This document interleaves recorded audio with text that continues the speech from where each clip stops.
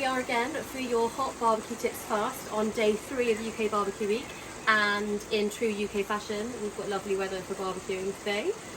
Today's theme is vegetarian, meat-free barbecue cook. That is a fairly dirty word in our house, so it's really difficult to pick something to cook, but mac and cheese is always a favourite with the children and with us adults as well. So we are going to go for a really great mac and cheese recipe that is simple, one pot, throw it all in, shut the lid down and leave it to do its thing. So let's get cooking.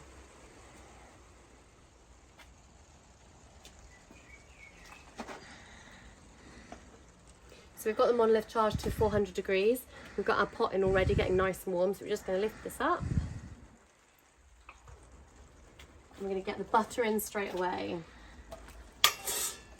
So we just want that butter to melt down. As you can see, it's bubbling straight away. The pan's really nice and hot, which is great. And we're just going to make a really basic little roux to start our sauce.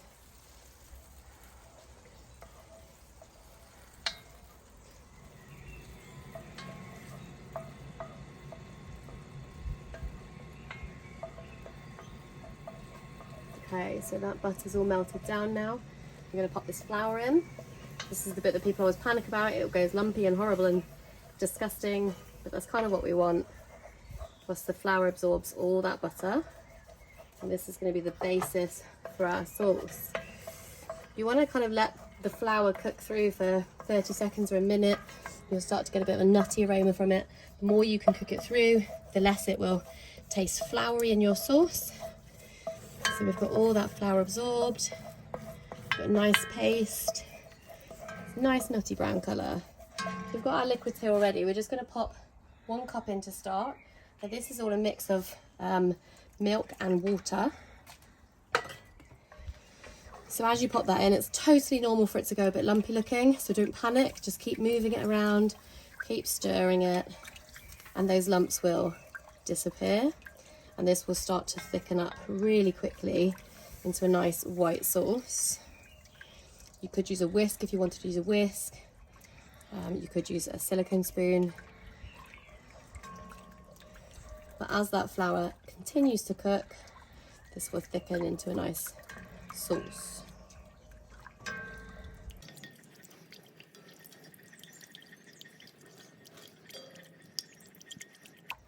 You can see now as we're continuing to stir that the big lumps have all started to go. You can still see a few flecks of the flour, but it's all really starting to melt into that liquid, which is exactly what we want.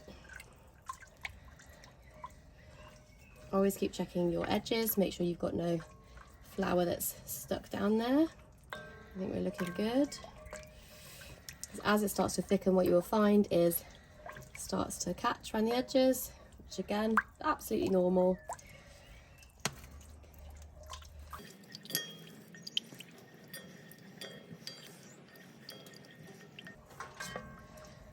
See the movement now in the liquid. It's just starting to thicken up.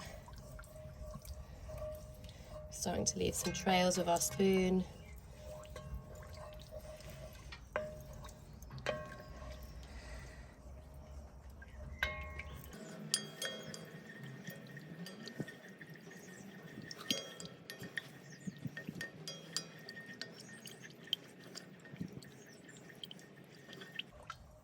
Okay, so I'm happy now that this is just starting to turn the corner to becoming a nice thick sauce. So we're going to add the rest of the liquid in.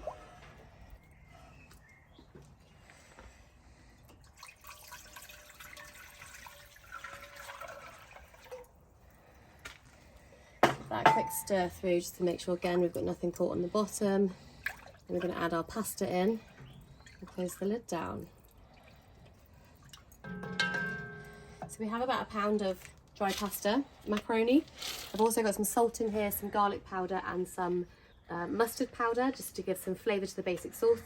You will notice the obvious omission of cheese at this stage, but because this is a low and slow 1-pot recipe, we'll start with no cheese. We'll get this all cooked through, get the pasta to the point that it's al dente, and then we'll be stirring in our mix of cheese. So let's get this in.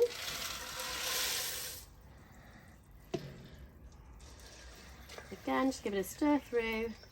Make sure the garlic, the mustard, The salts all combined.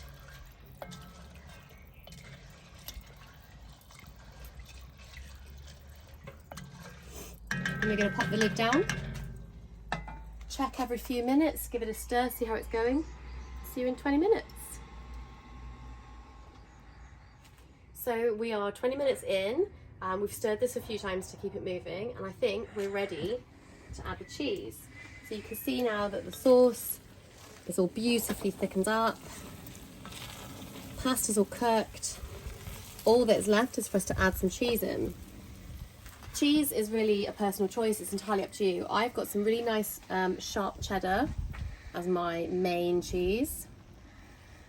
I've also got some Gouda, which I quite like for a bit of stringiness, a bit of richness. And then even if you don't like blue cheese, I would really encourage you just to put a little bit of blue cheese in mac and cheese, because it just gives an extra bite and an extra flavour that you can't really get from anything else.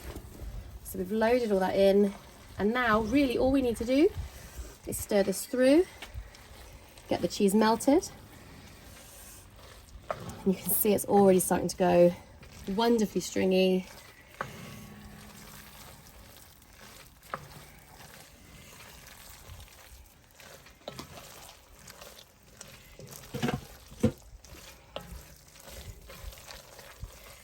So we've got this really lovely, gooey, stringy, cheesy mac and cheese that is ready to go. So we can either dish up like this and serve straight away, or if you wanted to, you could also put it in an oven dish, put it under the grill and get that nice kind of crispy crust if you're that kind of person.